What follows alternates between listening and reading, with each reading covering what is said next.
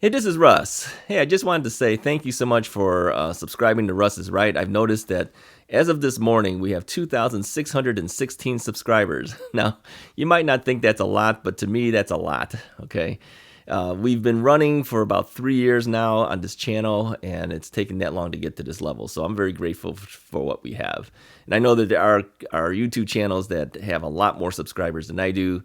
But I've always known that Russ is Right will never be a huge YouTube channel because of the topics that I talk about, and of course the subscribership and viewers are typically in the age of 55 and over. Yeah, I looked at my statistics and it showed that about 85% of you guys are males, right, and about 15% are females. But most of you guys are 55 and over. So, a lot of us don't hit the subscribe button. I know that for a fact, but we got a lot of people looking at the video. So thank you for watching the video. If you feel so inclined to hit the subscribe button, please do that because it really does help the channel out and it helps push our videos out to more people to watch. Okay, that's the reason for the subscribership. Doesn't cost you anything. Just click the button and that's all you have to do. All right. So go ahead and do that if you haven't done so. All right. And I wanted to answer some of the various comments that have been left on the channel. And I think that these comments happen because, we've got so many videos out. You may or may not know. If you just ran into Russ is Right, you may or may not know. I typically do about 6 videos a week. Do that within 3 years, and you can imagine how many videos are out there. There's more content on Russ is Right than the average channel. And of course, being only 3 years, that's still a lot of content. I mean, the amount of content that I have in my channel could be the same as somebody's that's done it for 10 years, all right? Because I do so many. But I do enjoy doing the videos, and that's why I pump out as many videos as I can. So anyways, but I do know that, you may have found me only through one video that you watched, and then maybe I didn't mention the history of things that have happened with me, and so you don't know why certain things are going on, and then you're questioning, why is this guy doing this and why is this guy doing that? What's wrong with you? You're using the wrong bike and all that type of stuff. So I'm going to answer these questions today. Okay.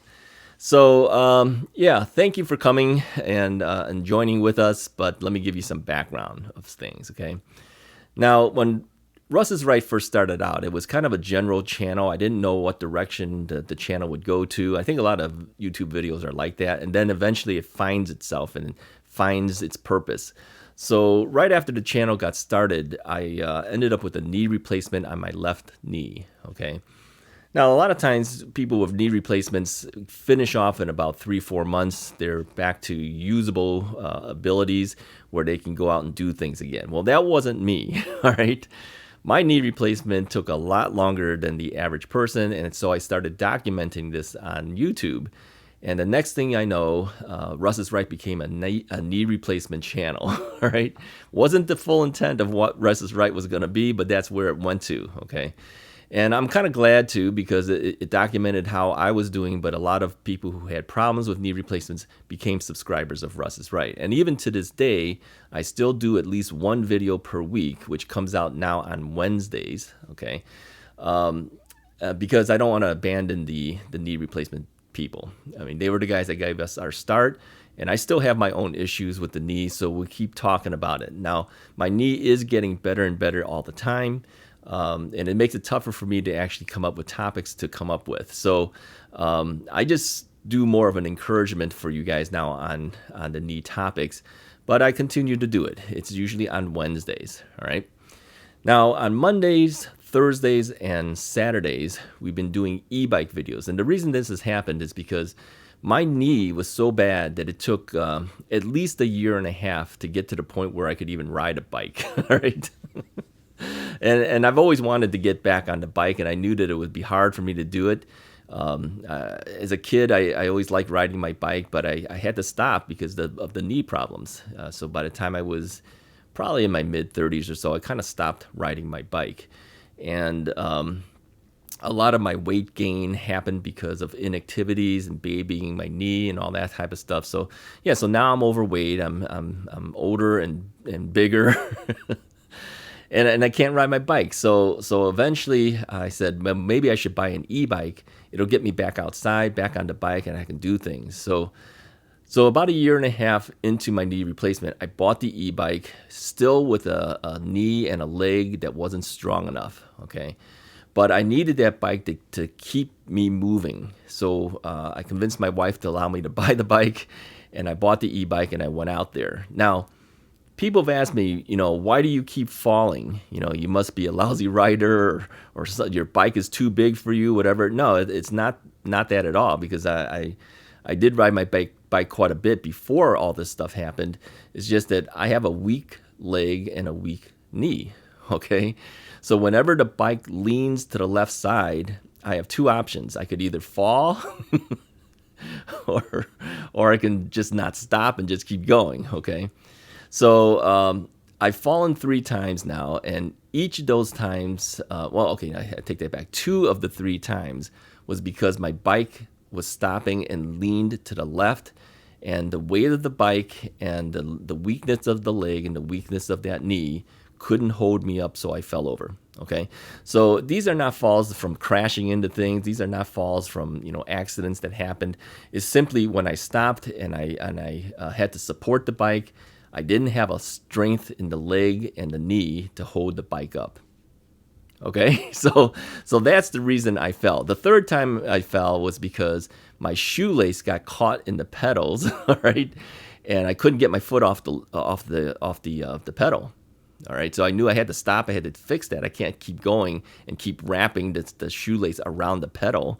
So I had an option. I could either stop the bike and lean it to the left side, because it was my right leg that the pedal, the shoelace got stuck in the pedal.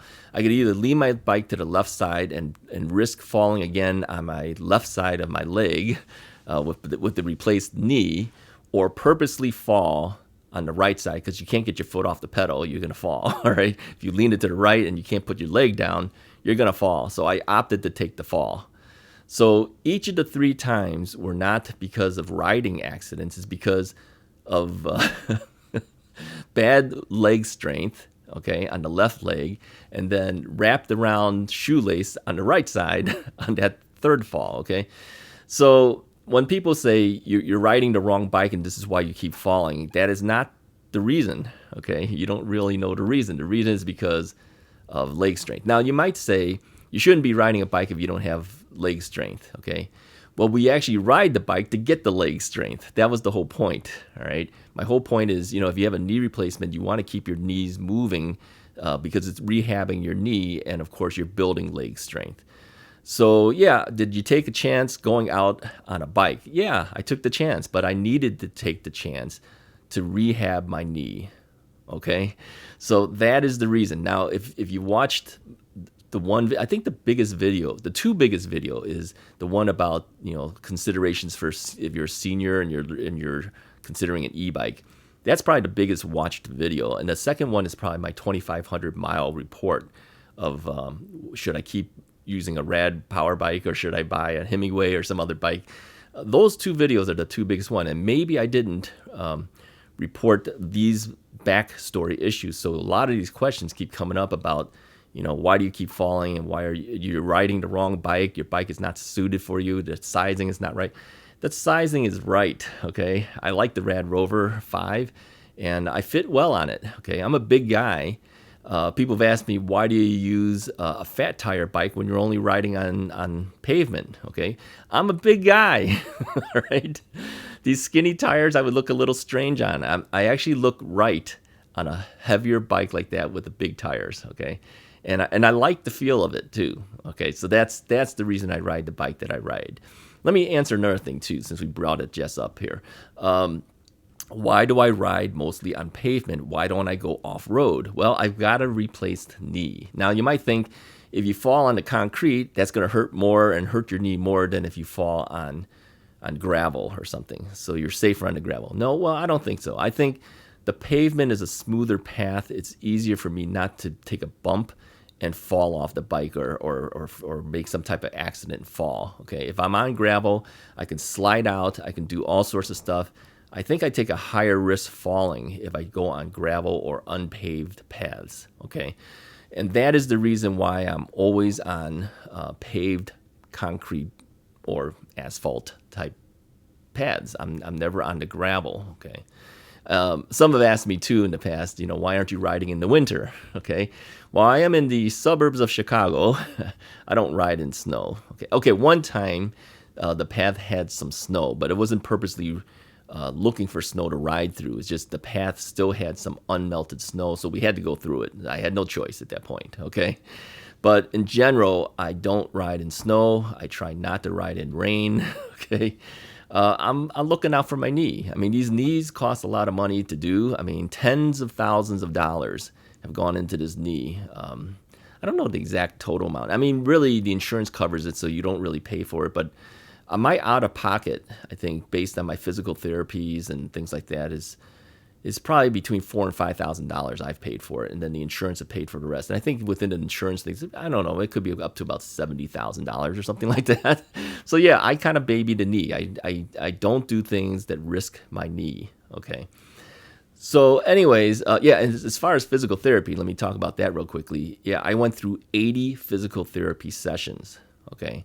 So this is why I am very careful with my knees. And yeah, I had a hard rehab to get back to where I am today. So most people who see me today say, wow, to see you be able to ride a bike even is amazing. Because if you watched all of that knee journey, you know how hard it was to get to this level. Okay, so let me talk about one more thing. I think that is probably the next biggest thing that people comment a lot on is, why do you blow off all the stop signs? It's kind of related to the knee again, okay? So again, if you don't know the history, you don't know why I blew off all those stop signs last year, okay? This year, I am trying to stop more at the stop signs, so don't worry so much about my stop sign issue, okay? First off, let me say this. You don't see everything when you're watching Russ is Right. My camera is mounted to my chest, so it's a forward view all the time. You don't see me looking left and right because I don't have a head-mounted camera. If I had a head-mounted camera, you would actually see me checking for cars to make sure there's nobody at the stop signs for me when I blast through the stop signs, okay?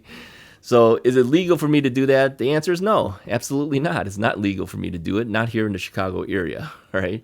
So why do you do that, okay? Because I don't want to fall. Now, you know that I mentioned that, when I fell in the past, it was because I've always stopped, and because of the weakness of the leg, I fell over, okay? I don't take that risk, so what I did is I just blew through the stop signs.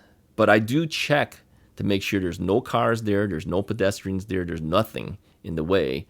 And the way I looked at it was this. I had a better chance of falling if I slowed down and stopped than it would be if I just blasted through that stop sign, okay? So that's why I went through the stop signs last year. Now this year, okay, I am trying my best to stop. Now, if you've watched the videos, whenever there's a stop sign, you'll see that I at least slow down, but I don't actually do the full stop. And this is the same basic reason. The stops give me a better chance of falling than it is to slow down and do like a kind of like a rolling stop now, okay? Now, you may go back and look at those videos and say, well, you didn't do that for every stop sign. No, I don't do it for every stop sign. There are areas of the bike path you'll see stop signs, okay?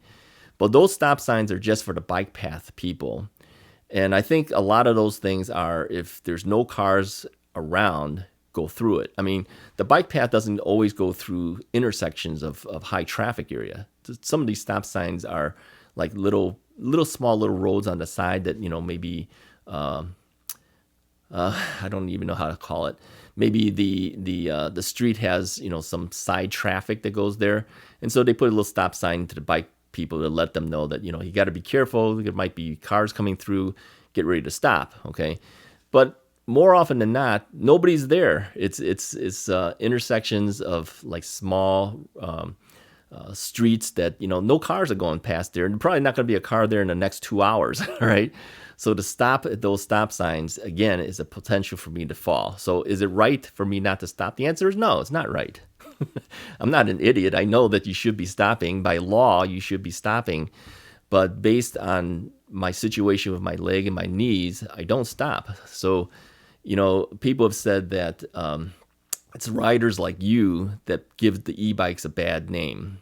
I don't think so, right? Not based on my history and why I do what I'm doing. I don't think so. I think it's riders like me who actually promote safety in biking. But of course, the stopping issue is a safety issue for me personally. I take a better chance of falling if I stop. So this year, I am stronger. My leg is stronger, my knee is stronger, and you'll see me actually doing more effort to stop. Now, I will admit that, blasting through all the stop signs for last year, I've gotten into the habit of just blasting through stop signs.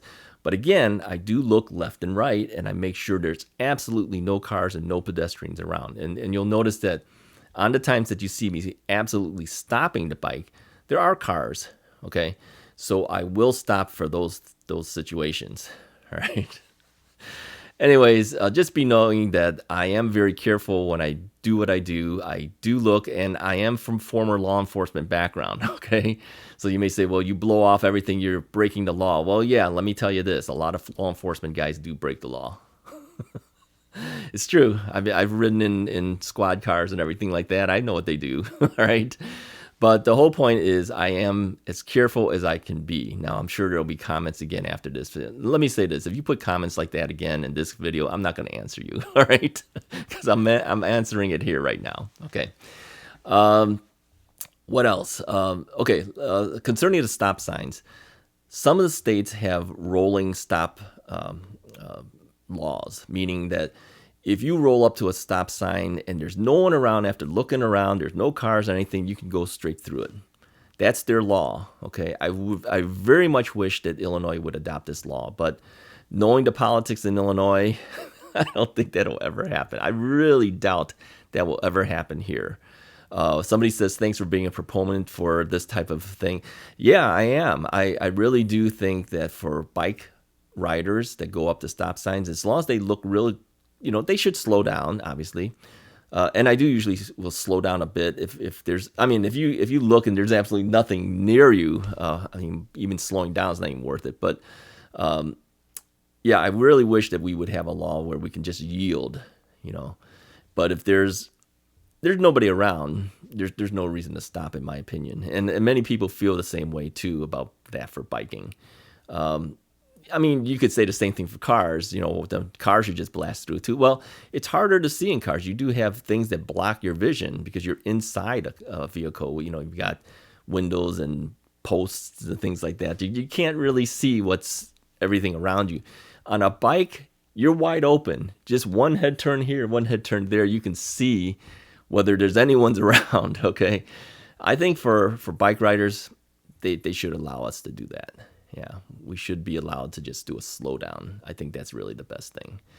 Anyways, those are the major things I wanted to talk about. I'm sure there'll be other questions that I would like to answer, but we've talked a lot about this thing so far now. So those are the things I wanted to tell you. Where I am. I'm in the suburbs of Chicago. Why I ride the way I do. Why I blast through stop signs. Okay.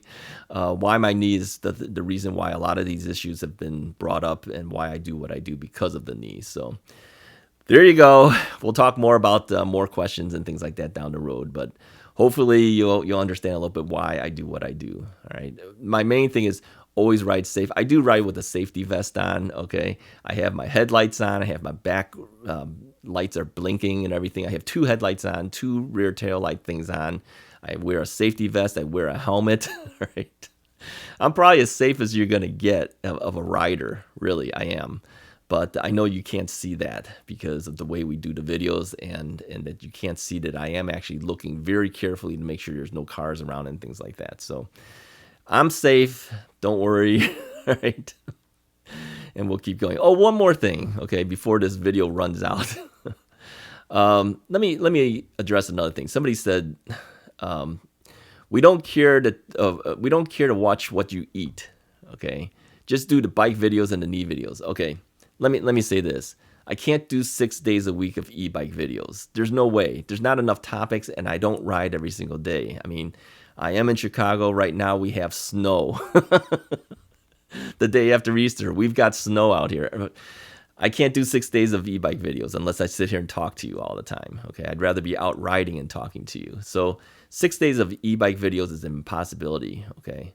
So I wanted to supplement it with at least one more topic, and I decided to do food reviews, okay, because it's a little easier. I'm going to go out and eat anyways, and here's what I'm going to say. If you don't like the food reviews, Don't watch the food reviews, okay? I give you 3 days of e-bike videos. You can watch it Monday, Thursdays, and Saturdays, okay? But if you really are a big Russ is Right fan, you want to watch everything that I do, then watch the food reviews too, okay? And if you don't like the food reviews, don't watch it. And there's people who might like the food reviews and have absolutely no interest in e-bikes. Don't watch the e-bike videos then, okay? The whole point is, I do 6 days of content. I can't do 6 days of the same content all the time. So I have to supplement it with something. I always give you at least 1 day of knee videos. We've already talked about that. So I wanted to do 2 other days of something else. And so I thought, well, what do I do a lot of? Well, I got to eat. So I might as well go visit some places I haven't been to before. I'm going to talk about some of the fast foods that I might run across, okay?